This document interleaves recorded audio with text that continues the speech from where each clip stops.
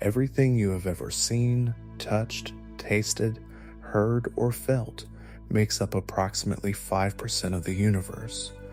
The remaining 95% is unknown, not merely undiscovered in some distant corner of space, not simply too far away to study. Unknown, we have no idea what it is. We do not know its composition. We do not know its ultimate nature. We have given it names, dark matter and dark energy, and those names are essentially admissions of ignorance dressed in scientific language. Dark means we cannot see it. We know it is there only because of what it does, not because of what it is.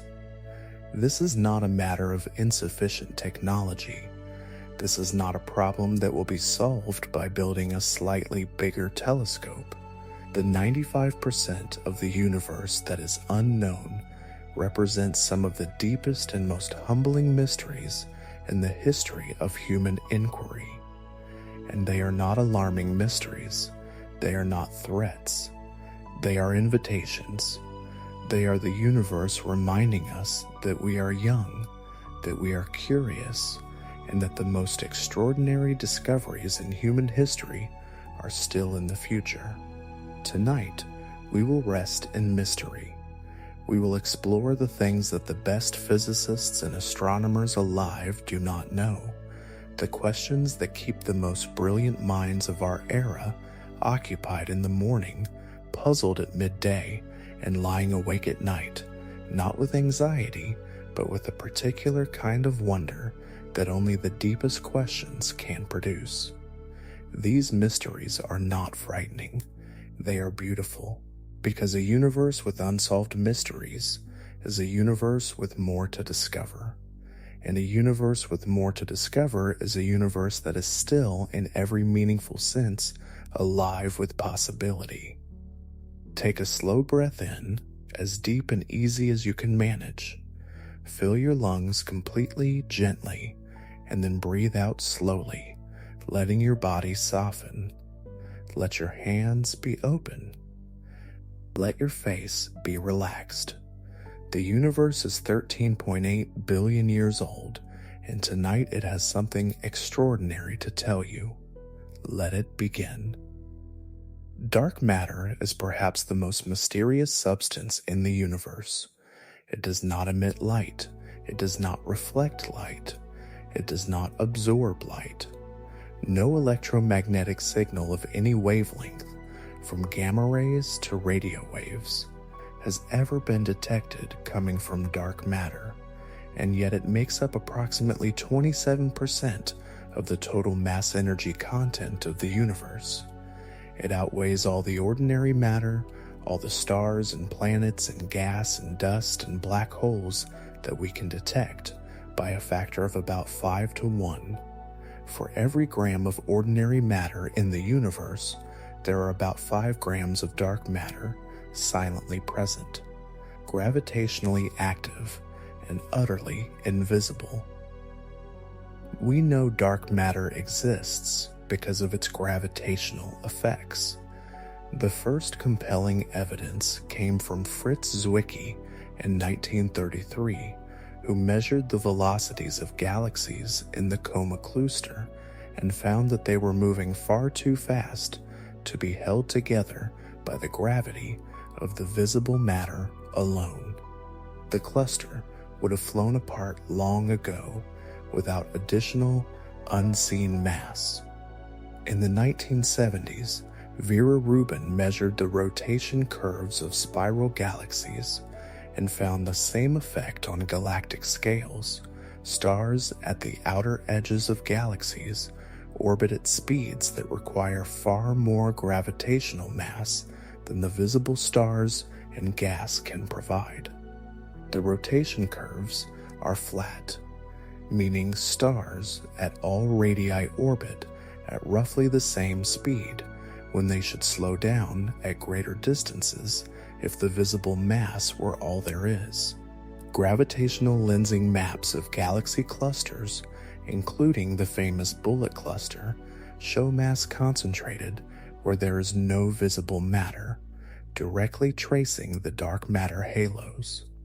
The patterns of the cosmic microwave background and the large-scale structure of the universe are consistent with dark matter clustering in the early universe to form the gravitational scaffolding around which ordinary matter later assembled into the galaxies and clusters we see today.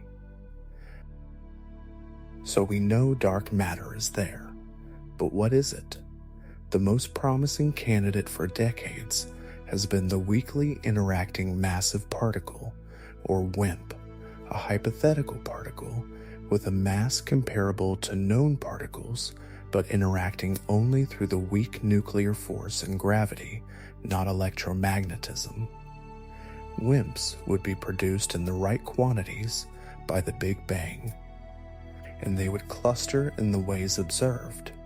They were predicted by supersymmetry, a theoretical extension of the standard model of particle physics that posited a symmetry between bosons and fermions and predicted a whole family of new particles, one of which could be the WIMP. The problem is that 3 decades of increasingly sensitive experiments designed to detect WIMPs have found nothing. The Large Hadron Collider at CERN, which reached the energies expected to produce supersymmetric particles, has found no evidence of supersymmetry. Detectors placed deep underground, shielded from cosmic rays, filled with liquid xenon or germanium crystals, listening for the faint signal of a WIMP colliding with an ordinary nucleus, have detected nothing. Dark matter detectors have become so sensitive that they can now detect individual electrons liberated by the absorption of a tiny amount of energy, and they have found no WIMPs. If WIMPs exist, they interact with ordinary matter far more weakly than any current theory requires. This is not a small puzzle. The WIMP miracle. The coincidence by which particle physics predicted a particle that cosmology needed was one of the most compelling convergences of ideas in modern physics. Its apparent failure has prompted a rethinking of the most basic assumptions about what dark matter might be. Axions, hypothetical particles, originally proposed to solve a problem in the strong nuclear force and later identified as dark matter candidates, are being searched for with microwave cavity detectors. Sterile neutrinos, right-handed versions of the ordinary left-handed neutrinos with no standard model interactions at all, are another possibility. Primordial black holes formed in the dense early universe before any stars existed, could contribute to the dark matter budget, though the available evidence suggests they cannot account for all of it. And some physicists have asked whether dark matter exists at all, whether the anomalous gravitational effects attributed to dark matter might instead indicate that our understanding of gravity is incomplete. Modified gravity theories, like MOND, modified Newtonian dynamics, can explain some galaxy rotation curves without dark matter, but struggle to account for galaxy clusters, the cosmic microwave background, and the large-scale structure of the universe. No modified gravity theory has successfully replaced the dark matter paradigm, but the question of whether dark matter is a substance or a gravitational effect remains genuinely open. Dark energy is even more mysterious than dark matter. It makes up approximately 68% of the total energy content of the universe, and its identifying characteristic is that it causes the expansion of the universe to accelerate. We discovered this in 1998 when 2 independent teams studying distant Type 1 supernovae found that the supernovae were fainter than expected, meaning they were farther away than a universe expanding at a constant rate would have placed them. The expansion was speeding up, driven by something that acts like a repulsive force opposing gravity on cosmological scales. The most natural explanation for dark energy is a cosmological constant, a constant energy density inherent to empty space, first introduced by Einstein in 1917 as a way to produce a static universe, and later dismissed by him as his greatest blunder when Hubble discovered that the universe was expanding. The discovery of the accelerating expansion rehabilitated the cosmological constant, which appears as the simplest possible form of dark energy, but the theoretical value of the vacuum energy predicted by quantum field theory, the energy of the quantum fluctuations of all the fields that permeate space, is about 10 to the power of 120 times larger than the observed dark energy density. This is the worst prediction in the history of physics. Theory predicts a vacuum energy 10,120 times larger than what we measure. The question of why the cosmological constant is so small, what mechanism cancels most of the vacuum energy and leaves only the tiny remnant we observe, is one of the deepest unsolved problems in fundamental physics. An alternative to the cosmological constant is quintessence, a dynamic field that varies slowly in space and time and whose energy density changes as the universe expands.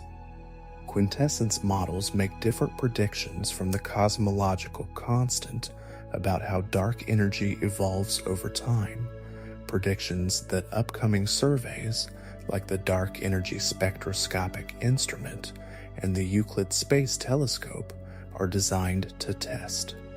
If the dark energy is not a constant, if it changes over time, that would rule out the cosmological constant interpretation and point to something far more interesting and far less understood. Let your breathing be slow and easy. The universe is 95% mystery, and that mystery is not a problem to be solved immediately. It is an invitation to wonder. Tonight, the dark matter is flowing through you right now, if it is made of WIMPs or axions or sterile neutrinos. You are immersed in it, just as you are immersed in sunlight and cosmic microwave background radiation. The universe's greatest secrets are not far away. They are here, invisible, passing through your body and through the walls and through the earth. Present everywhere and detected nowhere. Rest in that mystery. The Hubble Tension is one of the most pressing puzzles in contemporary cosmology. The Hubble constant, named after Edwin Hubble, quantifies the rate at which the universe is expanding, specifically, how fast a galaxy at a given distance is receding from us due to the expansion. It is measured in units of kilometers per second per megaparsec. The tension arises from two different methods of measuring the Hubble constant, which give discrepant results that are increasingly difficult to reconcile. The first method uses the cosmic microwave background and the standard model of cosmology, fitting the early universe observations to predict the current expansion rate. This gives a value of about 67 to 68 kilometers per second per megaparsec. The second method uses the distance ladder, a chain of calibrations using Cepheid variable stars and Type 1a supernovae to measure distances and recession velocities directly in the local universe. This gives a value of about 73 kilometers per second per megaparsec.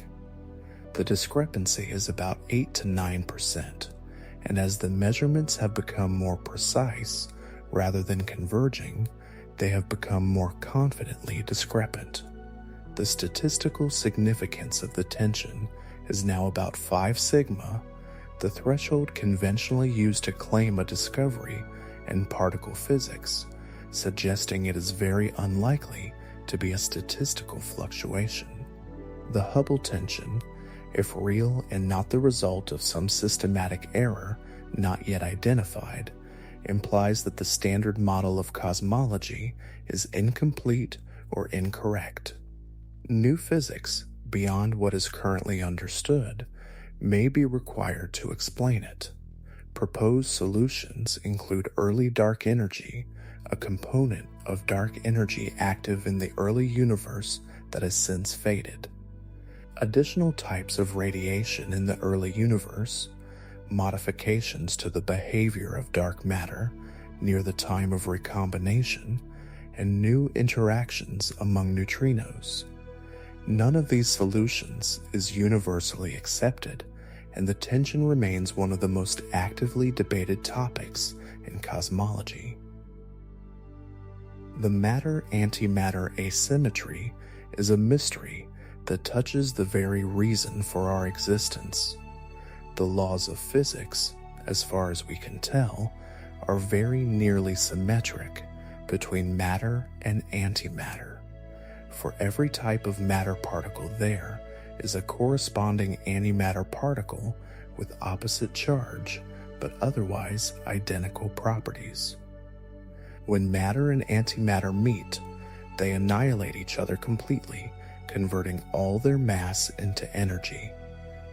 The Big Bang, as understood by the Standard Model, should have produced equal amounts of matter and antimatter. If the universe started symmetric, those equal amounts should have annihilated each other completely, leaving only radiation, no matter at all, and consequently no atoms, no stars, no planets, no life of any kind. But the universe we observe is made almost entirely of matter. Antimatter exists, produced in particle accelerators and in cosmic ray interactions, but it is vanishingly rare on cosmic scales. The universe contains matter. We are made of matter. The fact that we exist implies that the universe started with, or developed, a small asymmetry between matter and antimatter. For every billion antimatter particles in the early universe, there were approximately 1 billion and 1 matter particles. When annihilation was complete, that one extra matter particle per billion remained, and those remainders, the survivors of the great annihilation, became all the matter in the observable universe. Why did this asymmetry exist? The conditions required to generate a matter-antimatter asymmetry from a symmetric starting point, known collectively as the Sakharov conditions after the physicist Andrei Sakharov, who identified them in 1967, include violations of the symmetry between particles and antiparticles, called CP violation. CP violation has been observed in particle physics experiments, but the known magnitude of CP violation in the Standard Model is far too small to account for the observed matter-antimatter asymmetry. New sources of CP violation beyond the Standard Model are required, but their nature is unknown. The matter-antimatter asymmetry is not just a cosmological puzzle. It is directly connected to why anything exists at all, why the universe is populated with matter rather than being a featureless sea of radiation. The deepest question of all may be the one that is hardest to state without it sounding like a philosophical rather than a scientific question. Why is there something rather than nothing? This question, asked by Leibniz in the 17th century, and by philosophers throughout history, has in recent decades been approached by cosmologists through the lens of quantum mechanics. Lawrence Krauss argued in his book, A Universe from Nothing, that quantum mechanics permits the spontaneous creation of universes from a vacuum state, and that therefore the question of why there is something rather than nothing is resolved by the probabilistic nature of quantum reality. But critics, including philosophers like David Albert, pointed out that a quantum vacuum is not truly nothing. It is a specific physical state governed by specific laws, and the question of why those laws exist and why there is a quantum vacuum at all rather than absolute nothingness remains unanswered. Some cosmologists have proposed that the universe's existence is an inevitable consequence of the laws of logic, that any logically consistent universe must exist if it satisfies certain self-consistency requirements. Others have proposed eternal inflation, a cosmological scenario in which our universe is one of an infinite number of universes continuously being created in an inflating metaverse, making the existence of some universe with our properties statistically inevitable. Others have simply accepted that the question of why there is something may be unanswerable within the framework of science, which describes how things are and how they change, but cannot, by its nature, explain why there is something for science to describe. What happened before the Big Bang? The standard model of cosmology describes the universe beginning in an extraordinarily hot, dense state about 13.8 billion years ago, and the history of the universe from that point onward is described with great precision. But what preceded this state is genuinely unknown. The laws of physics as we understand them break down at the singularity of the Big Bang, where the density and temperature are infinite and the concept of time itself may not be well defined. The inflationary model of cosmology proposes that the very early universe underwent a period of extraordinarily rapid exponential expansion, driven by a field called the inflaton, lasting perhaps 10 to the power of negative 32 seconds, but expanding the universe by a factor of at least 10 to the power of 26 in volume. Inflation naturally explains several puzzling features of the observable universe. Why the cosmic microwave background is so uniform in temperature across regions that could never have been in causal contact in the standard Big Bang model. Why the large-scale geometry of the universe is so flat, and why there are no magnetic monopolies, despite some theories predicting they should be abundant. Most inflationary models predict the existence of a multiverse, in which inflation eternally continues in most of space, while occasionally stopping in regions that become universes like ours. But what caused inflation, what the inflaton field actually is, and whether inflation is the correct description of the very early universe are questions without definitive answers. Alternative models, including string gas cosmology, loop quantum cosmology, and cyclic models, in which the universe bounces repeatedly between expansion and contraction, have been proposed and remain scientifically viable, though they make different predictions about the primordial gravitational wave background that future observations may test. The question of what happened before the Big Bang, or whether the concept of before applies at all to a time when time itself may not have existed in its familiar form, is one of the great unanswered questions of cosmology. Let your body be completely still. Let the weight of every limb sink into the surface beneath you. Let your breathing be slow and rhythmic, barely noticeable, a gentle tide. The mysteries of the universe are not problems requiring solutions tonight. They are companions. They are the proof that the universe is deeper than anything that has been understood so far.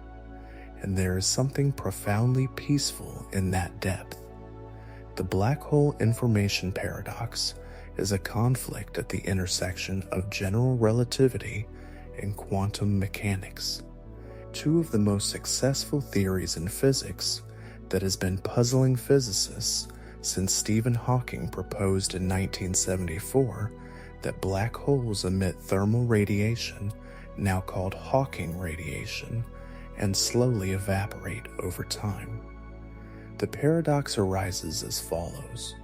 Quantum mechanics demands that information, the complete description of the quantum state of a system, is never truly lost. If you burn a book, the information about the book's contents is in principle encoded in the correlations among the photons and ash particles, and could in principle be recovered, though in practice this is impossible.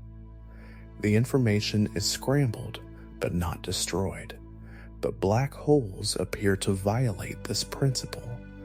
When matter falls into a black hole, its information, the details of its quantum state, appears to be lost. The Hawking radiation emitted as the black hole evaporates is purely thermal, characterized by a temperature but containing no information about what fell in. If the black hole evaporates completely, all the information it absorbed appears to be permanently destroyed, in violation of a fundamental principle of quantum mechanics. This is the information paradox. Hawking himself initially maintained that black holes destroy information, and that this required a modification of quantum mechanics. But this position is deeply controversial. Modifying quantum mechanics in this way leads to severe problems with the consistency of physics. The alternative, that information somehow escapes in the Hawking radiation, requires a mechanism by which the quantum state of infalling matter influences the outgoing radiation in ways that are not explained by the known laws of physics. A proposed resolution called the firewall paradox suggests that an infalling observer would encounter a wall of intense radiation at the horizon, but this conflicts with the equivalence principle of general relativity, which demands that a freely falling observer feels nothing special at the horizon. In 2019 and 2020, significant progress was made when physicists computed the Page curve, the way in which the entropy of Hawking radiation should evolve over the lifetime of an evaporating black hole if information is preserved, using new techniques from the theory of quantum gravity. The results suggested that information is indeed preserved, but the mechanism by which this happens is not yet understood in detail. The information paradox remains one of the most active research areas in theoretical physics. The quantum measurement problem is one of the deepest puzzles in the foundations of physics, and it has been debated without resolution since the early days of quantum mechanics in the 1920s. Quantum mechanics describes the state of a physical system as a wave function, a mathematical object that encodes all possible outcomes of measurements on the system along with their probabilities. Before a measurement is made, the system is in a superposition of all possible states. When a measurement is made, the wave function appears to collapse to a single definite outcome, chosen randomly according to the quantum probabilities. The puzzle is, what exactly constitutes a measurement? Quantum mechanics does not specify what qualifies as a measuring device. What scale of system triggers collapse, or why the apparently deterministic evolution of the wave function, according to the Schrödinger equation, seems to be interrupted by the act of measurement. The famous thought experiment of Schrödinger's cat places a cat in a superposition of alive and dead states linked to a quantum event. Common sense resists the idea that a cat can be literally both alive and dead, but quantum mechanics, taken at face value, seems to demand exactly this. Different interpretations of quantum mechanics resolve this puzzle in different ways.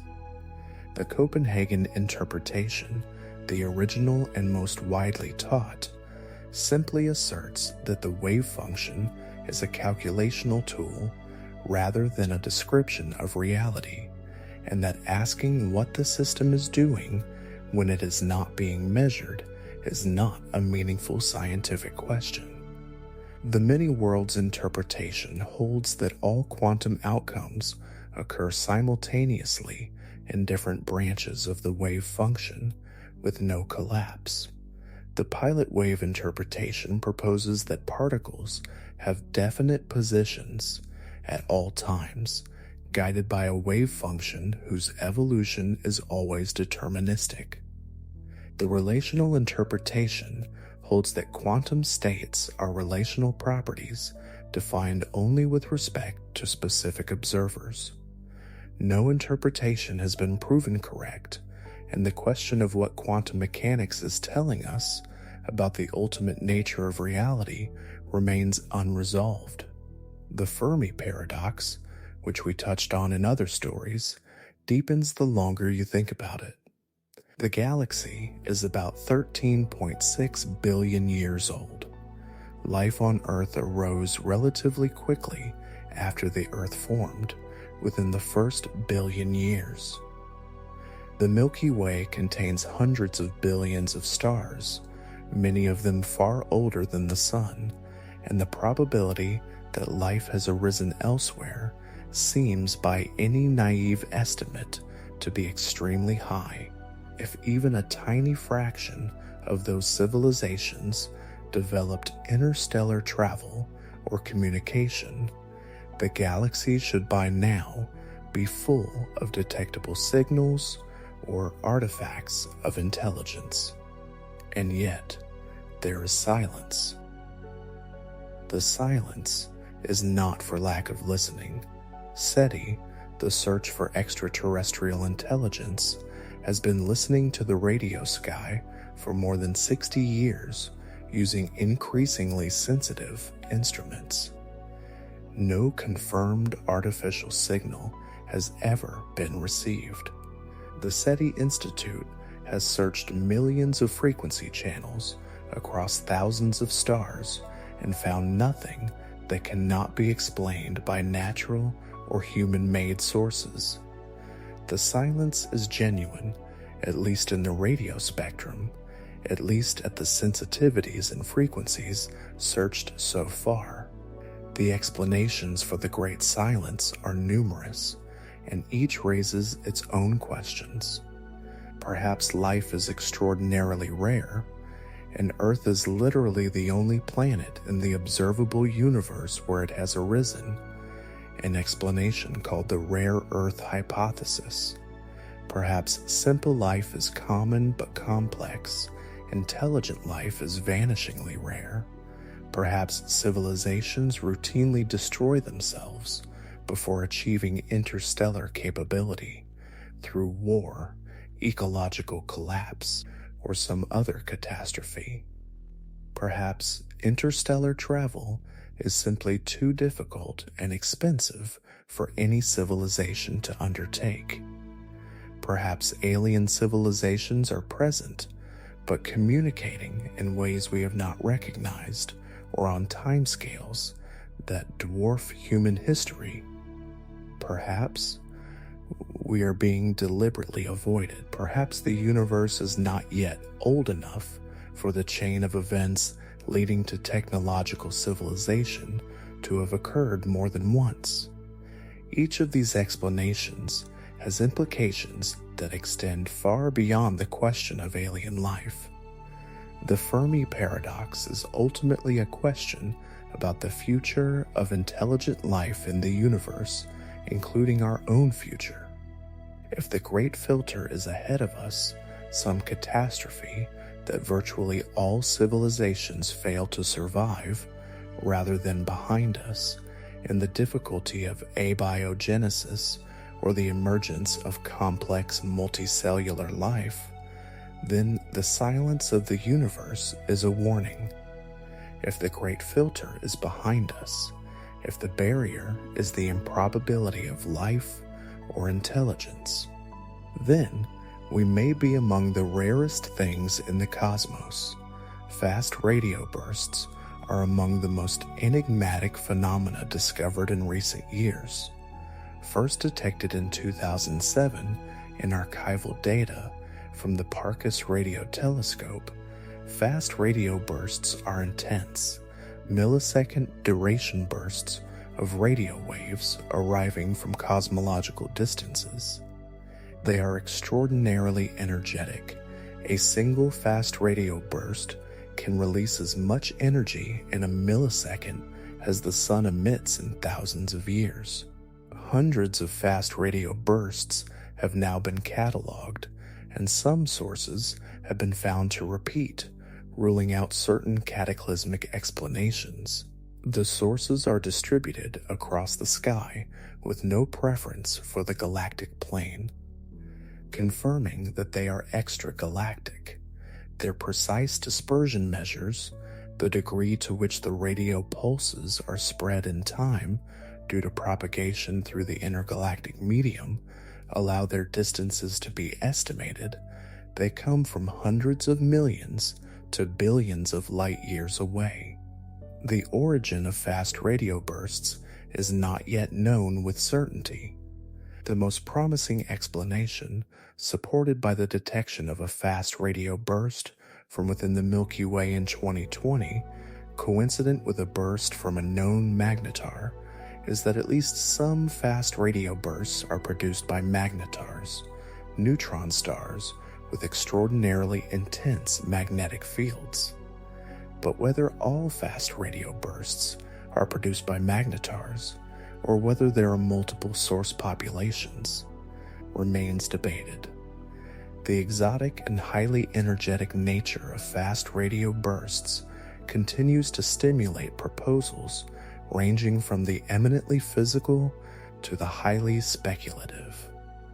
The WOW signal, detected on August 15, 1977, by astronomer Jerry Ehman using the Big Ear Radio Telescope at Ohio State University, remains the most intriguing candidate for an artificial extraterrestrial radio signal ever detected. Ehman was reviewing a computer printout of data from a survey of the radio sky when he circled a sequence of characters and wrote "WOW" in the margin, giving the signal its name. The signal lasted for the full 72 seconds that the telescope was tracking that region of sky, precisely matching what a signal from a fixed celestial source would produce.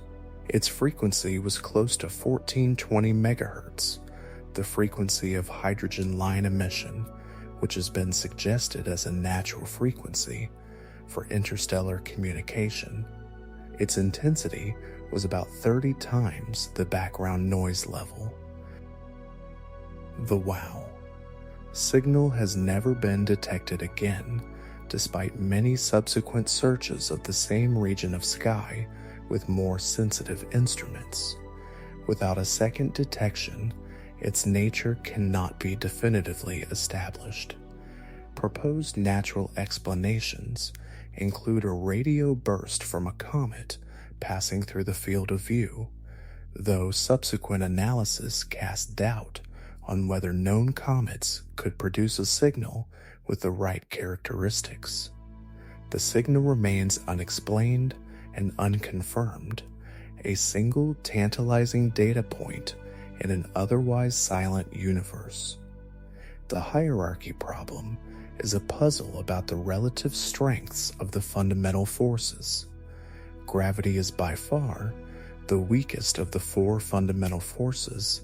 It is about 10 to the power of 36 times weaker than electromagnetism, 10 to the power of 38 times weaker than the weak nuclear force, and about 10 to the power of 40 times weaker than the strong nuclear force. The weakness of gravity is so extreme that it seems to require an extraordinary coincidence in the values of fundamental constants. Theoretical physicists expect that natural values of physical parameters are of order 1, or at most a few orders of magnitude from 1. A parameter that is 10 to 36 times smaller than the natural scale requires an explanation. The hierarchy problem is particularly acute in the context of the Higgs boson. The mass of the Higgs boson, discovered at CERN in 2012, is about 125 billion electron volts, but quantum corrections from virtual particles interacting with the Higgs should, in the absence of fine-tuning, push the Higgs mass up to the Planck scale, about 10 to the power of 19 billion electron volts, 17 orders of magnitude higher. For the Higgs mass to be as small as observed, the quantum corrections must cancel with extraordinary precision, a fine-tuning of about 1 part in 1034. Supersymmetry was the most elegant proposed solution, with supersymmetric partner particles providing cancellations that naturally keep the Higgs mass small.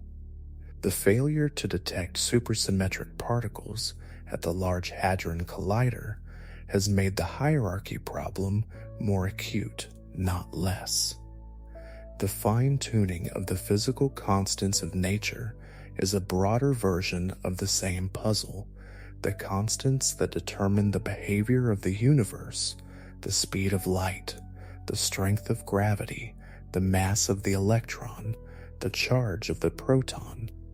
The energy density of the vacuum appear to be adjusted with extraordinary precision to permit the existence of complex structures like atoms, molecules, stars, and life. Change any of them by small amounts, and the universe would be qualitatively different. No stable atoms, no chemistry, no long-lived stars, no planets, nothing recognizable as the universe we inhabit. The fine-tuning of the constants is either a profound coincidence, an indication that there is a deeper theory that fixes the values of the constants from some more fundamental principle, or evidence for the existence of a multiverse in which many universes with different constants exist, and we find ourselves in one where the constants permit our existence by selection. The multiverse explanation is philosophically controversial and scientifically difficult to test, since by hypothesis, other universes are not accessible to observation from our own.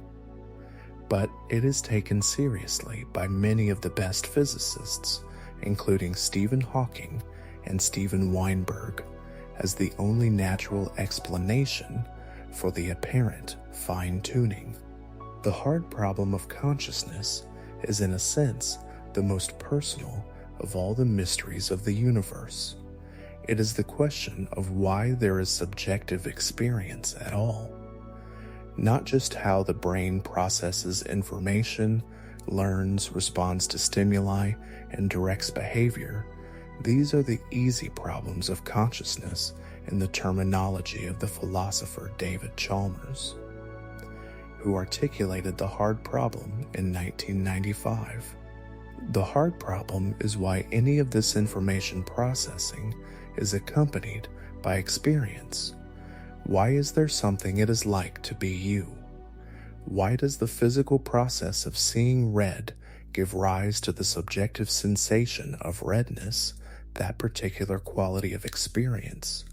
Why is there any inner life at all? The hard problem resists solution by the methods that have worked for other scientific questions. We can describe the neural correlates of consciousness, the patterns of brain activity associated with specific experiences, with increasing precision. We can build computer systems that process information in sophisticated ways. But we cannot point to any physical process and explain why it is accompanied by subjective experience rather than proceeding in the dark without any inner life. The philosopher's zombie, a hypothetical being physically identical to a human being but with no inner experience, seems conceivable, which suggests that consciousness is not logically entailed by the physical description of the brain. Some philosophers and physicists have proposed panpsychism, the view that experience is a fundamental feature of reality, present in some form at every level of physical organization, not just in complex brains. Others have proposed that consciousness is an emergent property of information processing of sufficient complexity and integration, measurable by a quantity called integrated information. Others have maintained that the hard problem is an illusion, that the subjective feel of experience is identical to certain physical processes, and that it only seems puzzling because we are thinking about it incorrectly.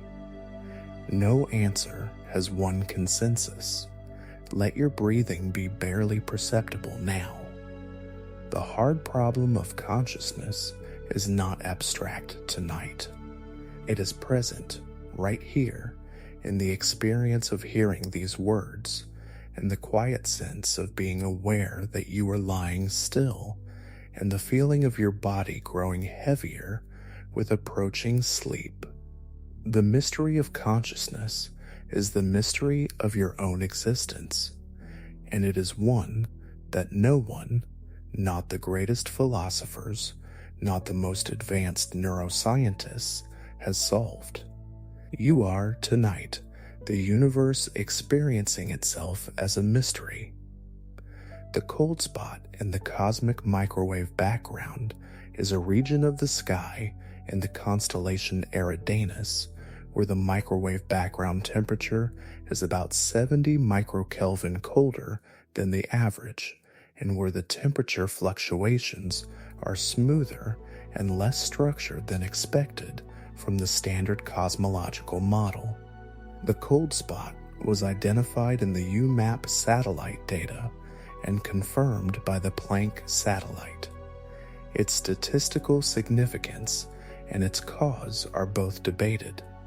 One proposed explanation is a supervoid, an enormous region of the universe with below-average matter density about 3 billion light-years away, through which the microwave background light passes. As photons travel through a supervoid, they lose energy due to the integrated Sachs-Wolf effect. But subsequent surveys of the galaxy distribution in the direction of the cold spot have found evidence of a void, but debated whether it is large enough and empty enough to fully explain the cold spot. Another proposed explanation, more speculative, is that the cold spot is a bruise left by a collision between our universe and a neighboring universe and a multiverse, the imprint of a contact between our bubble of space and another bubble with different properties. This explanation, if true, would be one of the most dramatic possible confirmations of the multiverse hypothesis.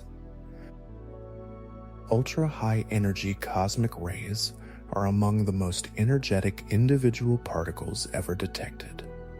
The most extreme event in the history of cosmic ray physics was detected on October 15, 1991, by the Fly's Eye detector in Utah, a proton or atomic nucleus arriving with an energy of about 3 times 10 to the power of 20 electron volts, nicknamed the "Oh my God" particle. This energy is equivalent to a baseball thrown at about 100 kilometers per hour, concentrated in a single subatomic particle. At this energy, the Lorentz factor of the proton is so high that from its perspective, the entire Milky Way galaxy, 100,000 light-years across, is compressed by relativistic length contraction to about the thickness of a piece of paper. The particle's source is unknown. At these energies, protons interact with the cosmic microwave background and should not be able to travel more than about 160 million light-years without losing energy, a limit called the Zecke limit after Greisen, Zatsepin, and Kuzmin. But no obvious astrophysical source capable of accelerating particles to these energies exists within 160 million light-years in the direction from which the particle arrived. What accelerated the "Oh my God" particle remains a mystery.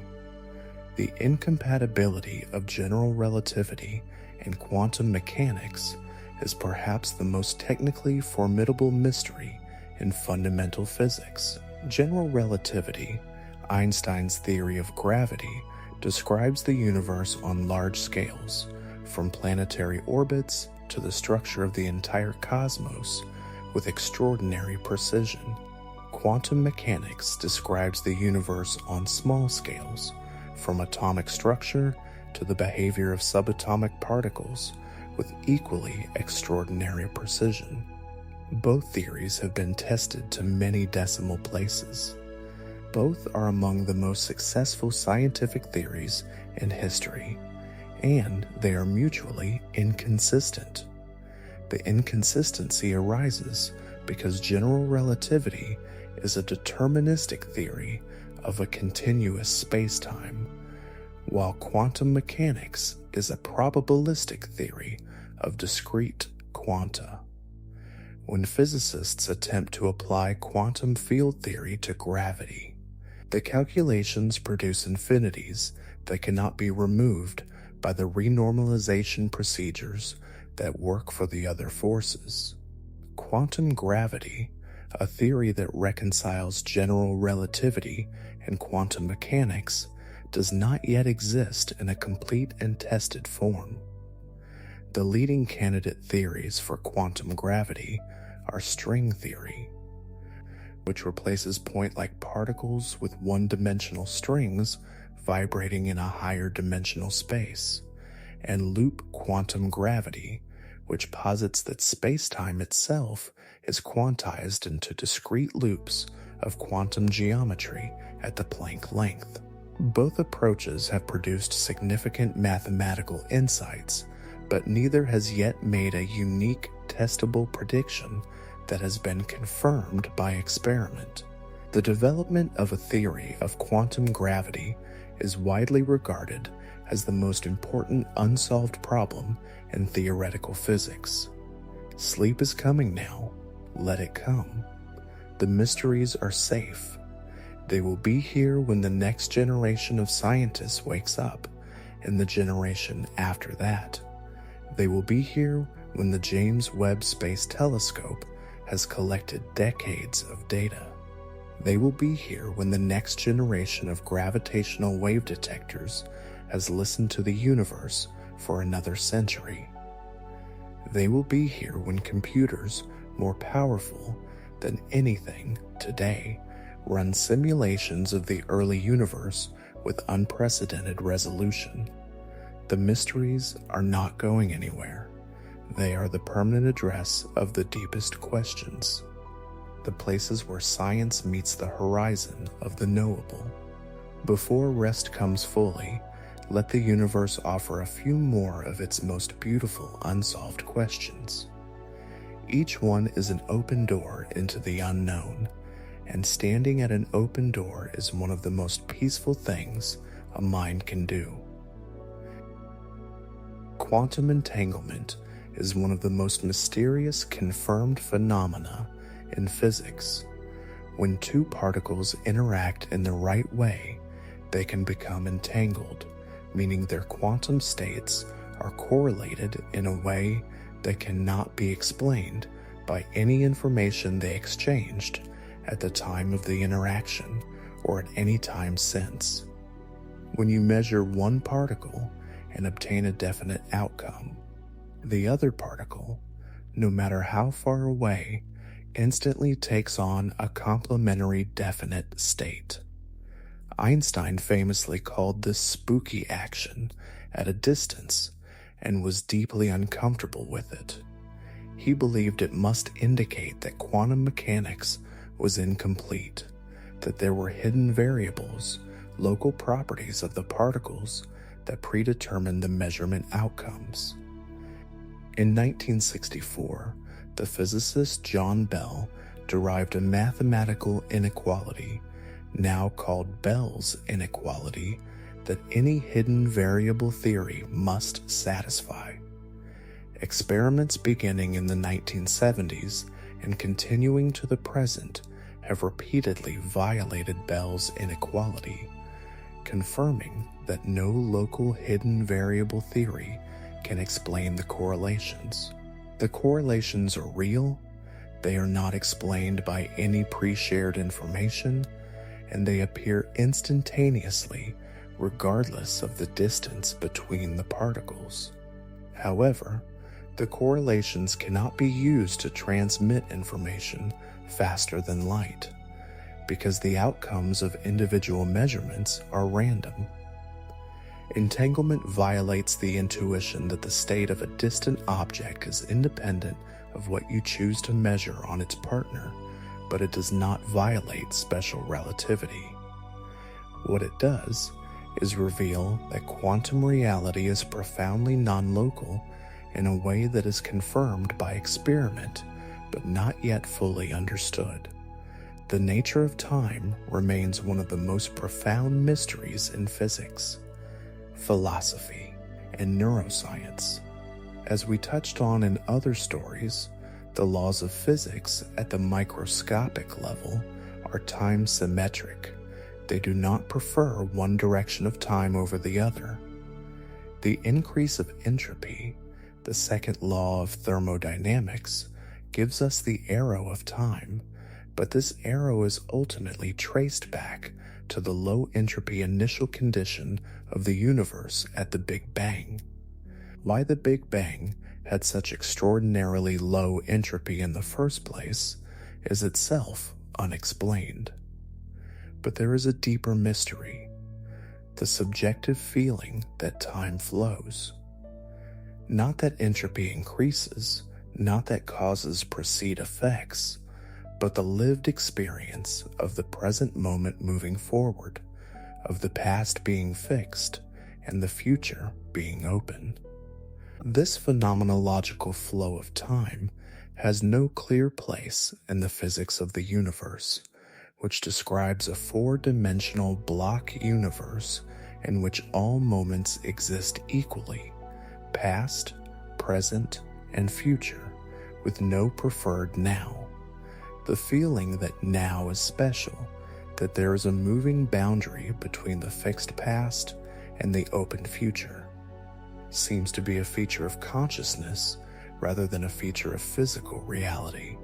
But what exactly this means, whether the flow of time is real or an illusion, and why conscious experience is structured around a moving present, remains genuinely mysterious. The first stars in the universe, population 30 stars, formed from pure hydrogen, helium, and trace lithium, with no heavy elements at all. Their formation is understood in broad outline.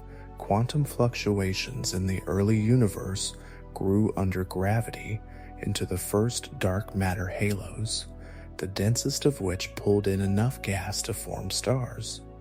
But the exact properties of population the 30 stars, their mass distribution, their lifetimes, their effect, on the surrounding gas, and the seeds of the supermassive black holes that would grow in galactic centers are not well understood, because no population 3 star has ever been directly observed. The James Webb Space Telescope is now sensitive enough to potentially detect the light of population 3 stars in the most distant galaxies, where the light left so early in the universe's history that population 3 stars might still have been present.